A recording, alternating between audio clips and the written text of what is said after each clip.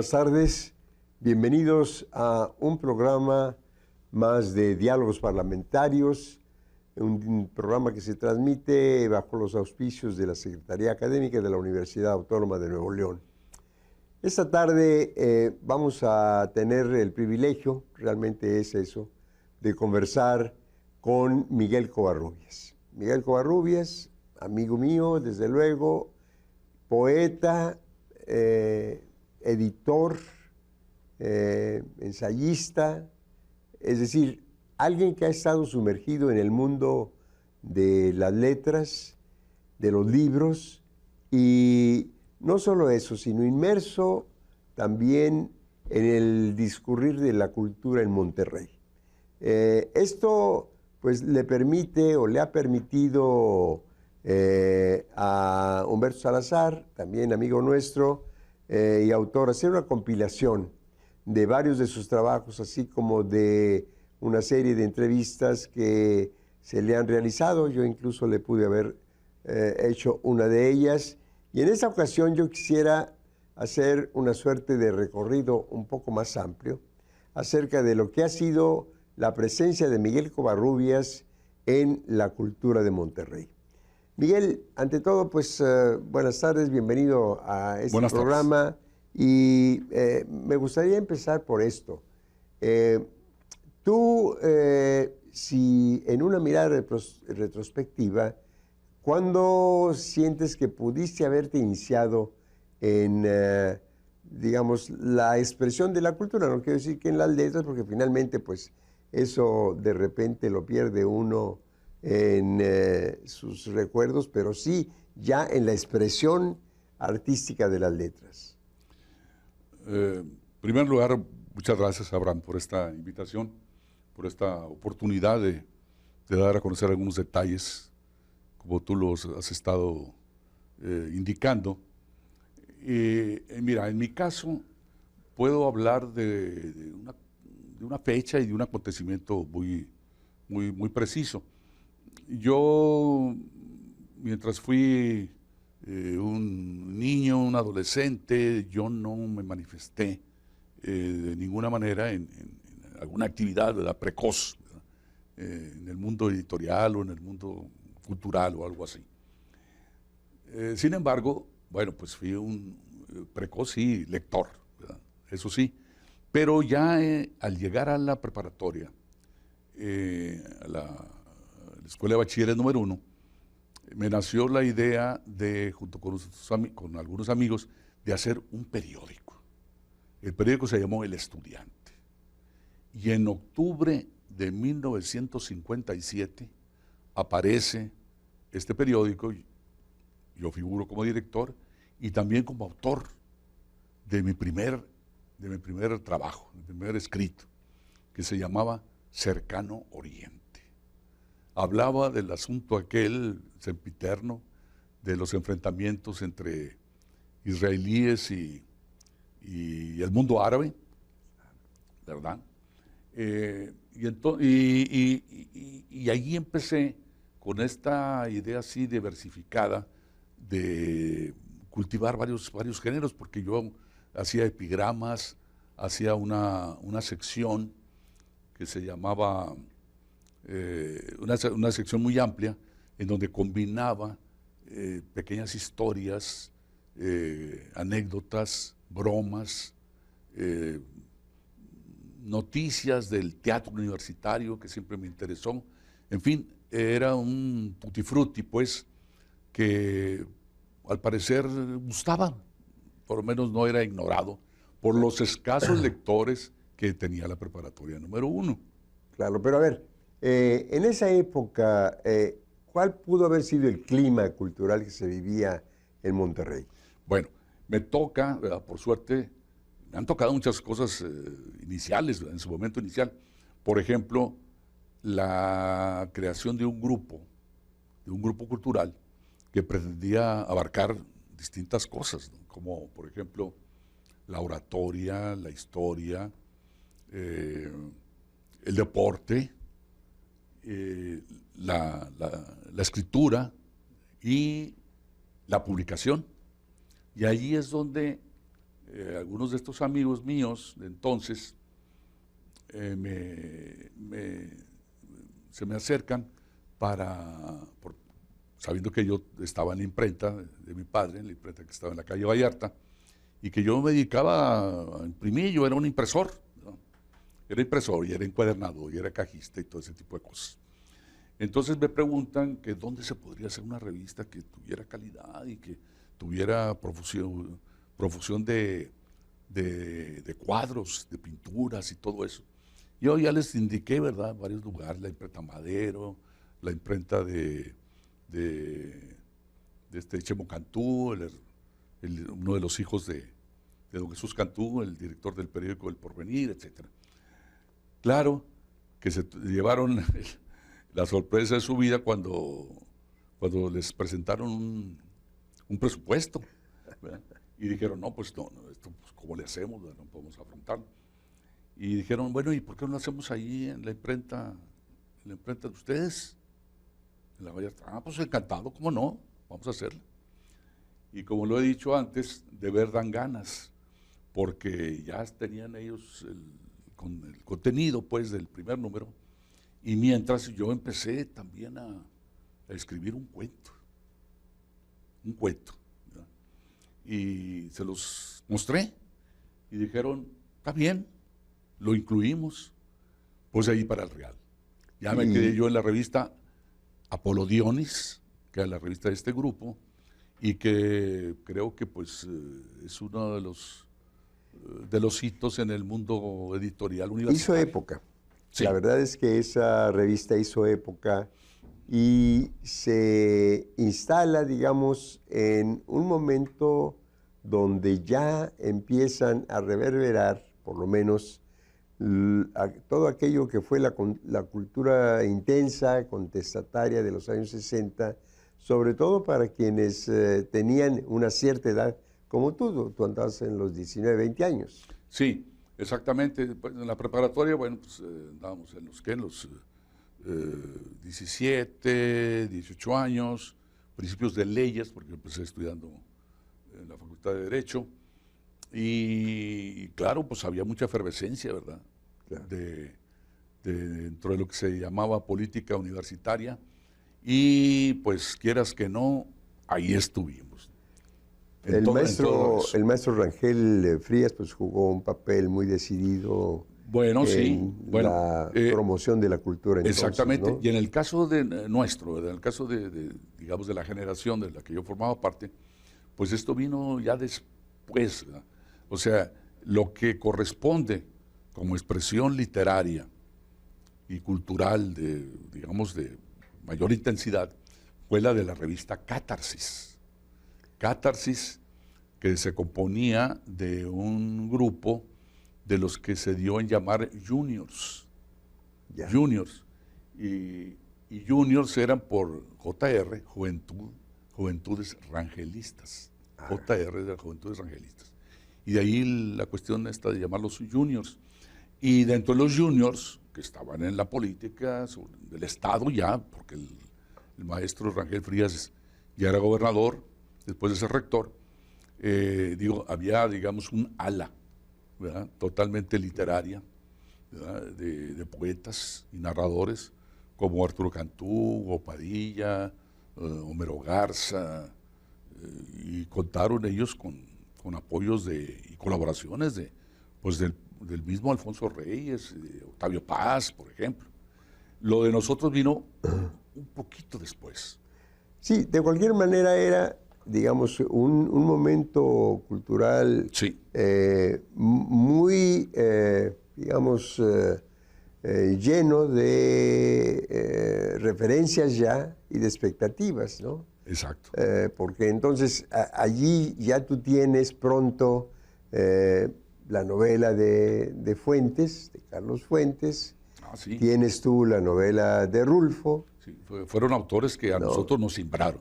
Tienes tú a Rosario Castellanos, ¿no? Sí. Poesía, sí, y novela también. También la novela, sí. Es decir, que a nivel nacional había esta efervescencia de la que tú hablas, y a nivel, digamos, filosófico, pues ustedes participaron de esta corriente, aunque no fuese, digamos, teorizada como tal, la corriente existencialista, que era la que, digamos, estaba en boga Sí, claro. hacia esa época. La náusea de Sartre y L'Étranger, el extranjero de Camus, ¿verdad? Como dos puntales, pues estuvieron con nosotros en esas fechas. ¿verdad? Sí, tú has escrito sobre eso. Sí, nosotros como lectores, ya desde la preparatoria, no leíamos a todos los autores, y luego ya algunos de nosotros como estudiantes de la Facultad de Filosofía, porque algunos fuimos a la Facultad de Filosofía y Letras, otros no, siguieron en las carreras que habían elegido, un poco diferentes, un poco distantes, ¿no? Como podía ser medicina o ciencias químicas o alguna ingeniería, etcétera, ¿no? Derecho, ¿verdad? Había alguna gente de la Facultad de Derecho. Pero además había, digamos que una intensa actividad teatral, ¿no es cierto? Claro, claro, el teatro fue muy determinante, muy importante. Es que, visto a estas alturas, nos damos cuenta de que era un movimiento cultural en nuestra ciudad, en nuestro estado, muy intensa y muy extensa, porque estaba el teatro, a través sobre todo de el teatro universitario, ¿no? que fue puntal. Julián Guajardo, Sergio García, Rubén González Garza, Rubén Orozco, Luis Martín, etcétera. Minerva Mena Peña, una extraordinaria actriz, sí. primerísima actriz, ¿no? Emma Mirtala Cantú. Estaba el grupo que tenía por sede el Teatro El Globo, ahí por la calle de Zaragoza, Sí. con Lola Bravo como mentora. Ya. Lola Bravo. Entonces, nosotros vimos lo que, por ejemplo, veíamos a veces en cine, por ejemplo, las obras de Tennessee Williams en cine, Elizabeth Taylor, por ejemplo, ¿verdad? De repente en el verano, pero luego también en el teatro, con Minerva y con todas esas grandes actrices y actores, en el Teatro del Globo. Todo eso nos nutrió a nosotros mucho, ¿no? Sí, a mí esto, digamos, no deja de causarme una sensación precisamente de intensidad, ¿no? En la cultura de Monterrey en aquella época, aunque yo no viví en Monterrey entonces, aunque de alguna manera yo tenía cierto nexo con un grupo cultural que luego fue el que se empezó a manifestar en el Suplemento Cultural del Porvenir, Sí. que dirigía entonces Jorge Villegas. Jorge Villegas.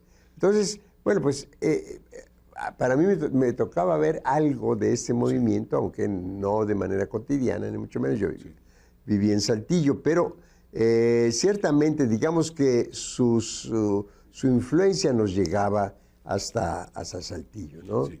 Y sabíamos de cómo se iba desarrollando esta actividad, pues de todos ustedes, ¿no? Y de un conjunto grande, Sí. porque estaba el TEC, estaba la universidad, y había grupos, tanto del TEC como de la universidad, que, bueno, pues dejaban ver una actividad muy valiosa en más de un sentido, Sí. ¿no? Algo que no se veía muy claro era que algunas de estas cosas estaban dentro de la universidad. O sea, el teatro que se hacía fundamentalmente lo sostenía, contaba con el patrocinio de la universidad o formaba parte de la actividad cultural de la universidad. El taller de artes plásticas, bueno, pues un taller dentro de la universidad. Pero lo que nosotros hacíamos venía un poco con cierto retraso, porque éramos un poco más jóvenes y estábamos en el mundo de la literatura. Claro. Y entonces no había un órgano de expresión. Nosotros hacíamos los periódicos, nosotros hacíamos la revista Apolo Dionis con nuestros propios recursos, ¿verdad? Y con ayuda, pues de repente, ¿verdad? Íbamos a ver al gobernador, ¿verdad? A ver si nos auxiliaban y nos daban una resma de papel, por ejemplo. Era todo lo que nos daban, ¿verdad? Contamos con algunos anuncios, pero era la época esa de una gran confrontación y de la CRAC, por ejemplo, aquel organismo que se llamaba CRAC, ¿no? Cruzada Regional Anticomunista, y entonces, pues, algunos de nuestros periódicos, los pequeños órganos de difusión universitaria, pues eran mal vistos y no nos daban. O sea, llegábamos a saber que estábamos en la lista negra, y entonces no contábamos con auxilio, con ayuda económica. Había algunos personajes pues más decididos o más liberales, o yo qué sé, ¿verdad?, que nos daban anuncios de pantalones Gacela y camisas medalla, etcétera, ¿no? El patronato universitario nos patrocinaba una página, nos daba toda una página para anunciar el sorteo, los coches y las casas y todo eso. Y con ese poco dinero que lográbamos reunir, hacíamos la revista. Pues desde entonces tú haces periodismo cultural, es decir, Sí. no solo como colaborador de alguna revista o periódico, sino como editor. Sí, exactamente, sí. Porque había varios periódicos, digamos, de las sociedades de alumnos. Existían entonces las sociedades de alumnos. Por ejemplo, el Bachiller, que era el periódico de la preparatoria. El Tigre, 1. ¿no? ¿Mande? ¿No hubo otro que se llamaba El Tigre?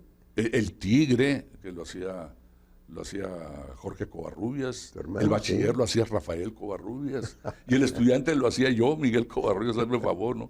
Pues, Por eso alguien nos dijo en alguna ocasión: oigan, ¿qué pasó? Ustedes aquí están acaparando todo, es un nepotismo así en toda línea, ¿no?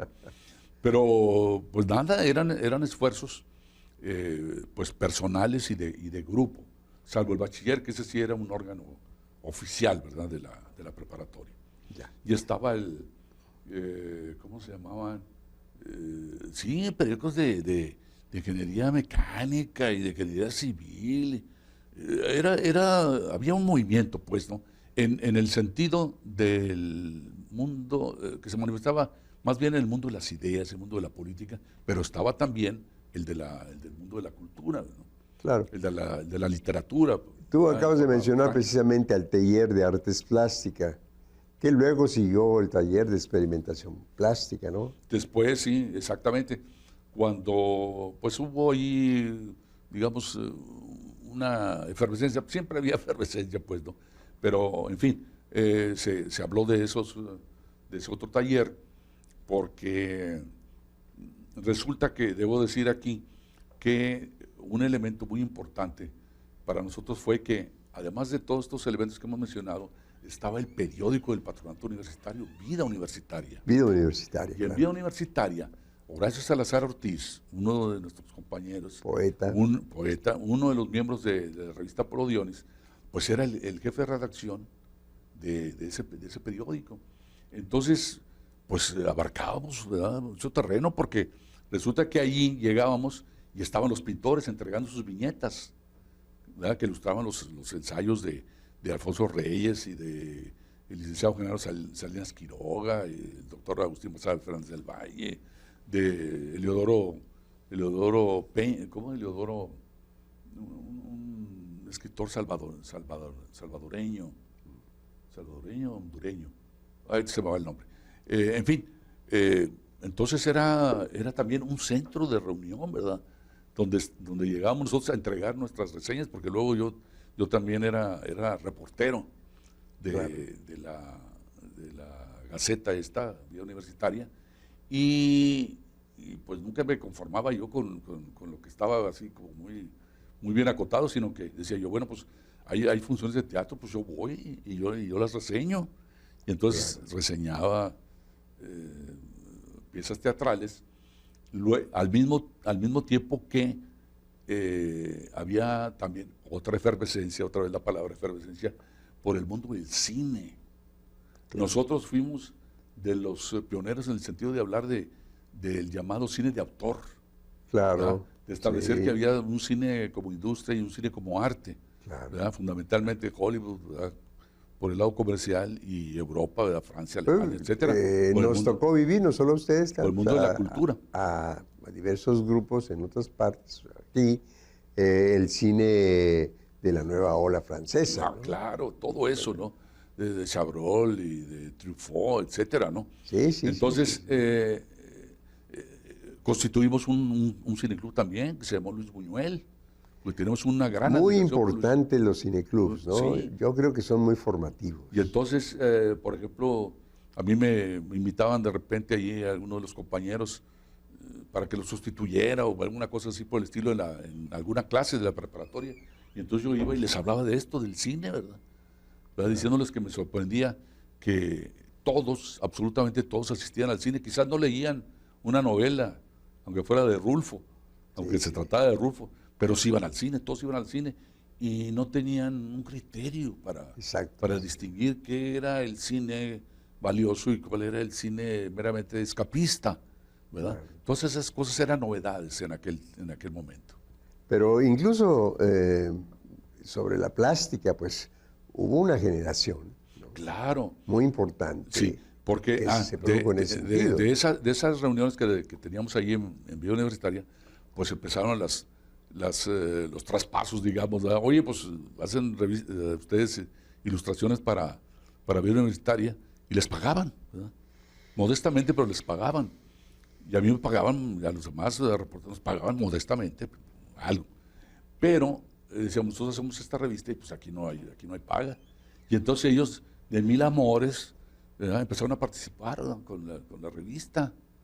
Claro. Armando López, Ceniceros, Manuel Durón, Gerardo Cantú, ¿verdad? Todos ellos, ¿verdad?, fueron... Y algunos desgraciadamente se fueron en 2021 y casi de un solo golpe. Una cosa tremenda, ¿verdad? Sí, la ciudad un poco se quedó medio huérfana en relación con sus pintores, pues ya más hechos, ¿no? Sí, exactamente, sí. Pues fueron 8 pintores. Sí, 8 pintores. 8 pintores, ¿verdad? Sí. Ay, bueno, total. Y además éramos amigos. Claro. Esa es la cosa, ¿verdad? Digo, hay esa peculiaridad. No solamente éramos grupos aquí y allá, ¿verdad?, de diferentes cuestiones, ¿verdad?, que colaborábamos unos con otros, sino que realmente desarrollamos una amistad. Convivían, ¿verdad? Sí, con Guillermo Saniceres o con Esther González, ¿verdad? Sí, en un principio, pues ella era maestra de carrera y ejercía esa profesión y cada vez se involucró más y más con la pintura y al grado de que pues ahora es una reconocida pintora, ¿verdad? Ciertamente, ¿verdad? Sí. No solamente en el país, sino incluso fuera del país, en el mundo. Sí, no, aquí hubo varias pintoras, pintores. Sí, Águeda Lozano, Saskia. Mira, vamos a hacer un pequeño corte y continuamos, si te parece. Me parece bien. Por favor.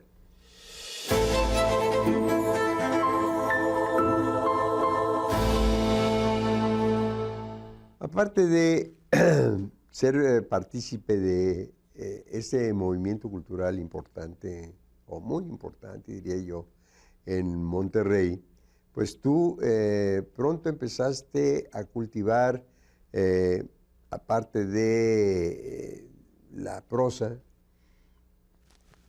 la poesía, y también con la poesía, la traducción. Sobre eso sí me gustaría un poco que tú nos remitieras tanto a esa época como a momentos posteriores de tu biografía. Gracias. Mira, yo empecé escribiendo, como te decía hace un momento, cuento. Fue con lo que yo debuté, vamos, en la revista, en Apolo Dionis. Y después continué, ¿verdad?, escribiendo narraciones breves. Hubo un momento, un quiebre por ahí,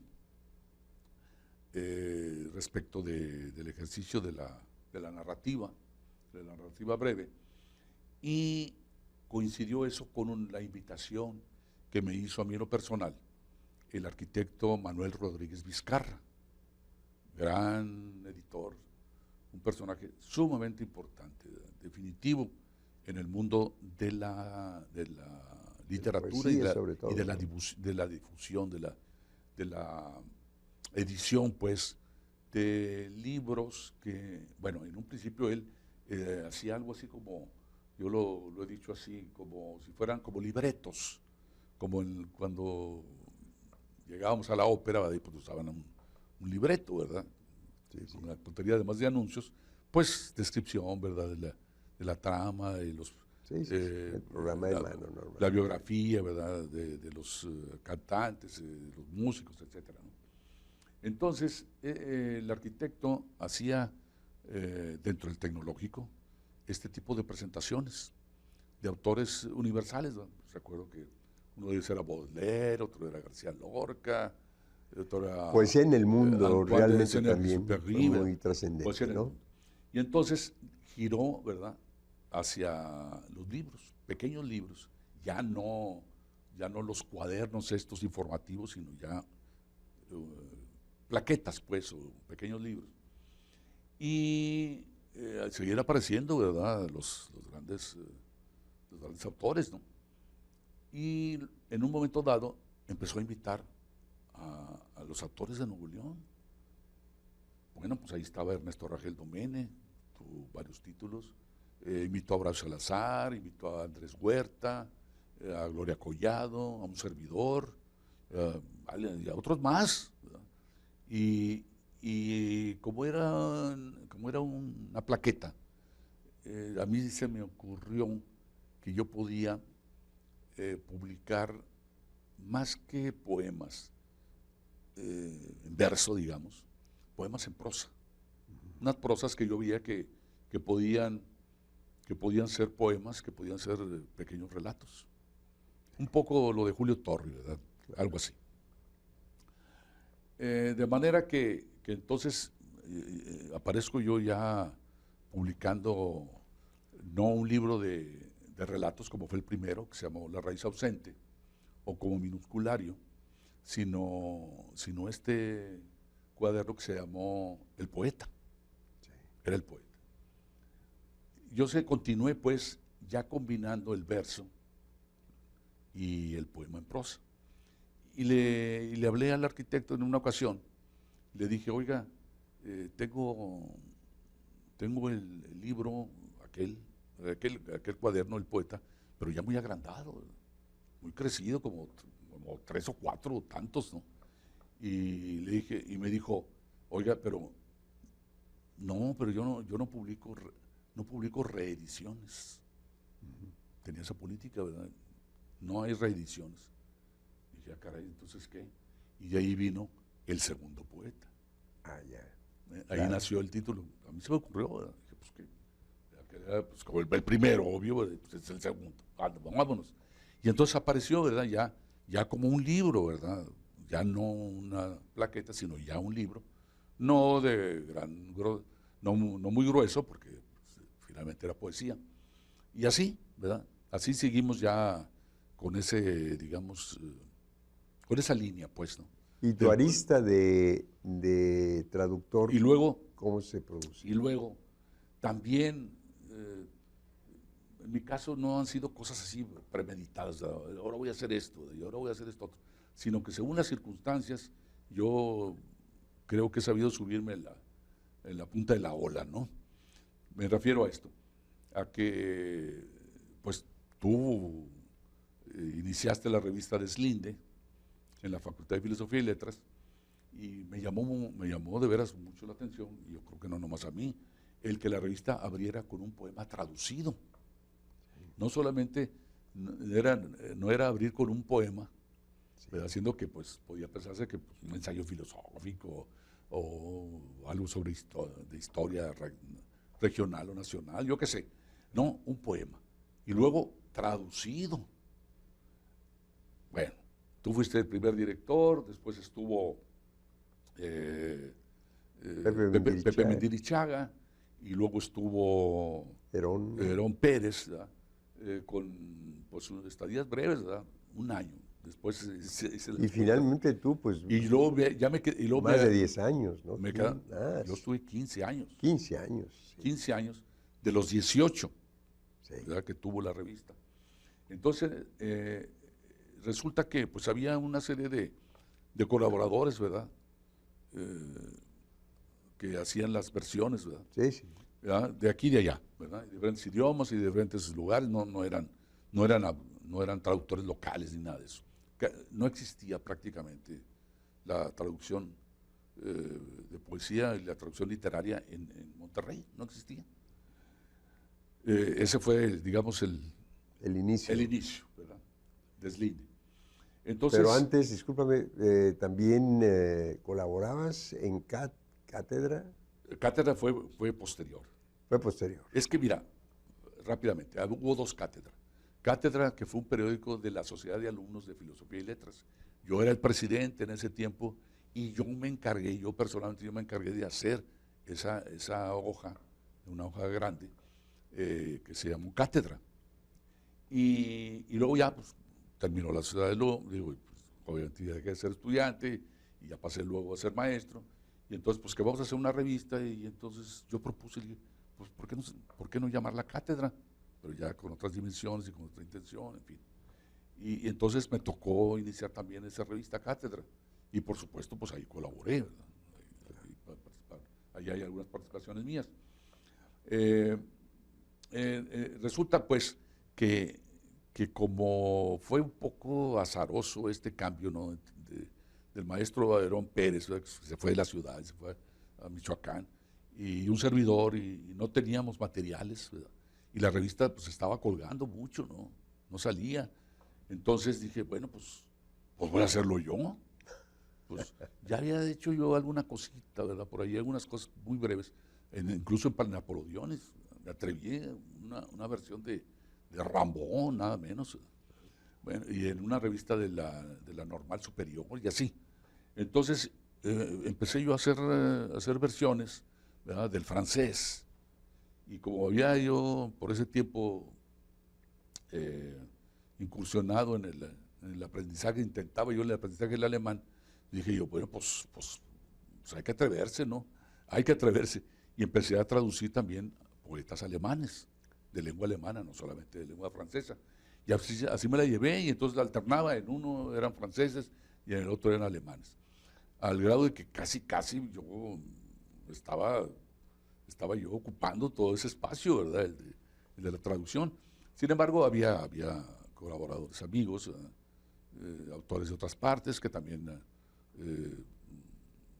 atendieron la invitación nuestra, de tal modo que, fíjate, llegué a hacer un número dedicado a la traducción, que creo que no se había hecho en ningún lugar del país, que yo supiera.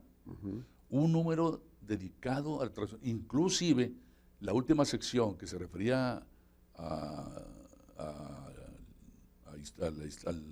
campo de la historia. Tú seguías el lema kantiano, sapere aude. Sí. Hay que atreverse. Sí, y entonces que tenía a su cargo esa sección este hombre, Mario Ceruti, ¿verdad? Sí. Y entonces platicando dijo, no, pues es que había una tesis que habían hecho en Francia sobre la fundidora. Dije, pues órale. Y entonces publicamos también en la sección de historia un texto traducido del francés, porque se refería a la fundidora de Monterrey. Sí, que estaba por cerrar o ya la habían cerrado, una cosa así, ¿no? Sí, ya la fundidora como tal ya no existía, ¿verdad? Entonces era ya la historia de la fundidora. Claro. Y así, ¿verdad? En diferentes, todas las secciones, pues, se componían de textos traducidos, ¿verdad? Sí. Y por supuesto que invité a un grupo lo más amplio que se pudo, de poetas. Algunos tenían algo de experiencia, Jorge Cantú de la Garza, que bueno, no tenía tan poca experiencia. No, me refiero en la traducción del inglés, la traducción de poesía del inglés, y lo hizo muy bien, me gustó mucho lo que él hizo. El doctor Rangel también le pedí, el maestro de francés en la facultad, oiga, doctor, él escogió el autor, yo quiero este autor, órale, para adentro, ¿no? El maestro Gracia, del catalán, hizo una traducción. Magnífico. Bueno, y así. Bueno, haremos una pausa y continuamos en un momento. Por favor.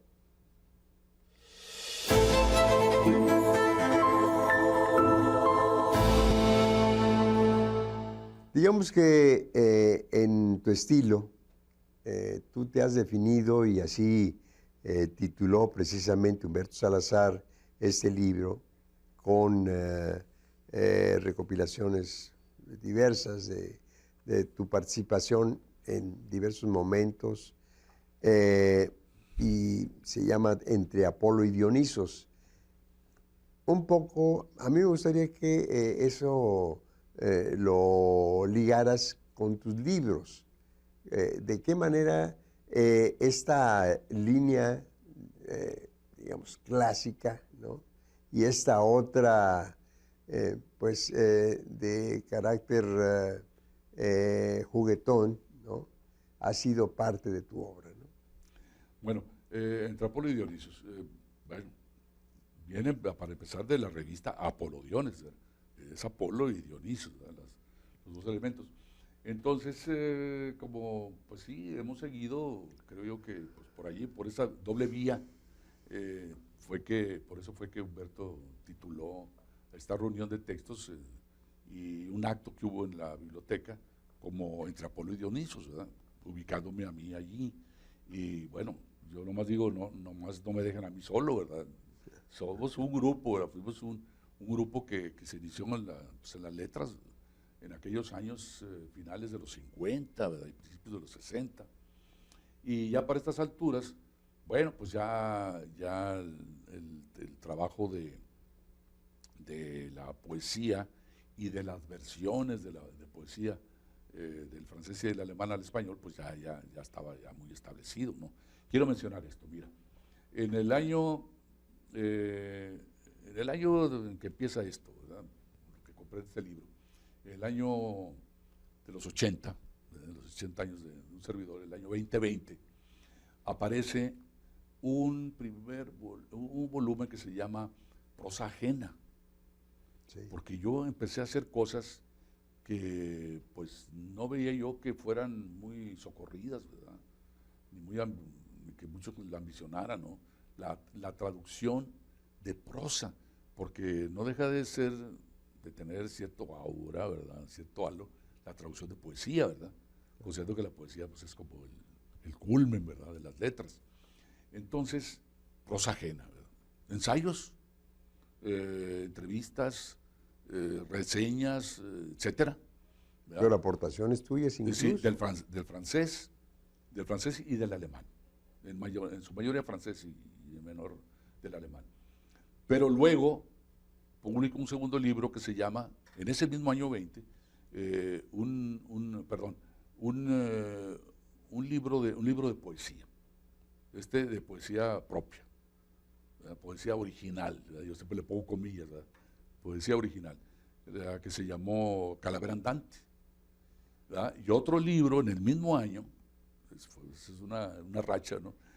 Que se llama Papeleta, con ensayos diversos, ¿verdad? En donde entraba desde Verlaine y Rimbaud hasta Alfonso Reyes y Ángel Frías, ¿no?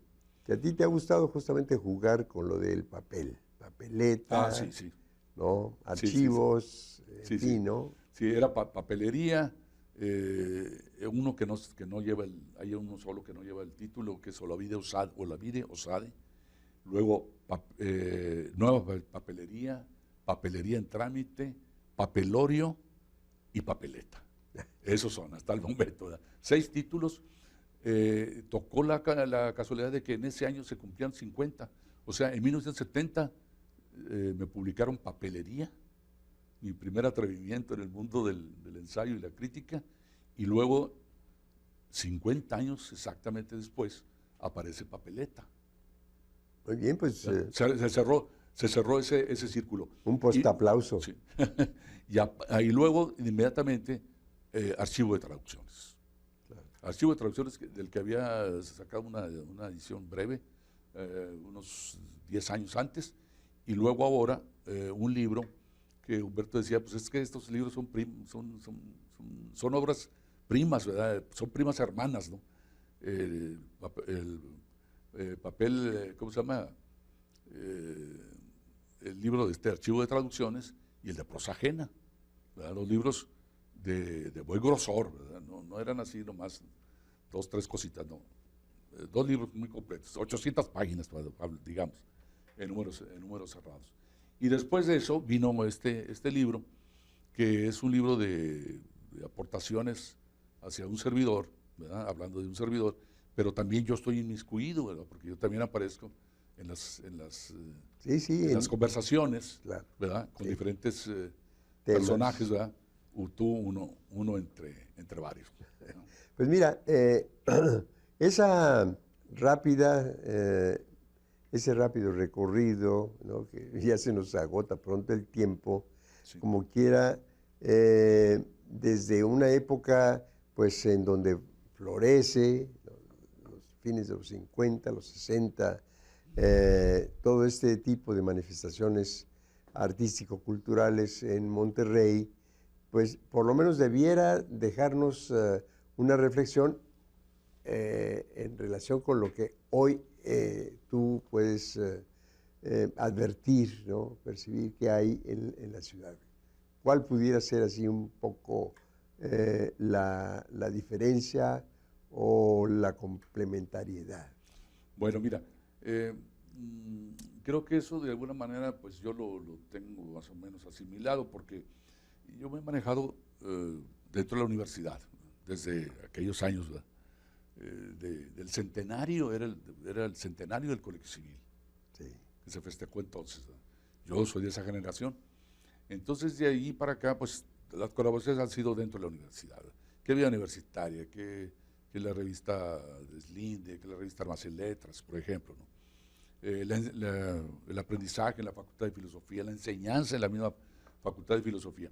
Pero al mismo tiempo he hecho cosas como esta, por ejemplo, la traducción de poesía, que no tiene que ver con la, digamos, con la línea oficial, pues. No, No existe. no, pero además ni, digamos, con el mainstream, pudiéramos llamarlo así, de la cultura en nuestra ciudad, ¿no? Sí. Entonces, todo esto es, igual sucede con lo de teatro, con lo de pintura y todo eso, es mucho lo que aporta el autor o el creador, si se le quiere llamar así, ¿verdad? Sin olvidar que está el respaldo de la institución, pero a veces no está el respaldo de esa institución.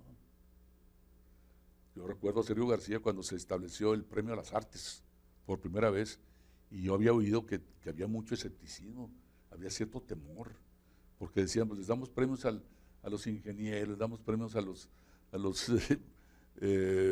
investigadores, ¿no?, de las ciencias sociales, entonces, y pues no pasa mayor cosa. Pero estos llamados artistas como que son de otra pasta, ¿verdad? Y había pues un resquemor por ahí, ¿verdad? Algo puede pasar. Pero no pasó nada, no pasó absolutamente nada. Recuerdo muy bien que la primera personalidad reconocida en el mundo de las artes plásticas fue Saskia Juárez, Sergio García en teatro y un servidor por las letras. Y recuerdo que en la única presentación que hubo, ¿verdad?, de nosotros tres, ¿verdad?, con premios de las artes, allí Sergio García dijo una cosa que me pareció que no le sobraba ni le faltaba. Dijo, es que todo esto lo hemos hecho con la universidad, sin la universidad y a veces contra la universidad. Es la verdad, ¿verdad? Porque pues otras actividades, pues no hay universidad, no hay laboratorio, pues no se hace nada, ¿verdad? Claro. Pero en el caso del artista, pues aquí como se pueda, ¿verdad?, y donde se pueda. Bueno, eso parece Y a ser la hora que se que pueda. ha sido siempre, Sí, exactamente, sí. ¿verdad? ¿Ya? Pues bueno, hemos conversado esta tarde con el escritor muy polifacético Miguel Covarrubias. La verdad, pues hacer una suerte de recapitulación de lo que ha sido la cultura en Monterrey me parece que es siempre sustancioso y tiene una valía que debemos nosotros pues justamente sopesar positivamente. Así que en nuestro programa Diálogos Parlamentarios espero poder continuar con estas conversaciones para las cuales, cuando se trata de una biografía tan prolífica en términos de su producción como la de Miguel Covarrubias, pues nos faltaría conversar, no sé, unas 40 horas seguidas, ¿no? Si nos lo diera el cuerpo.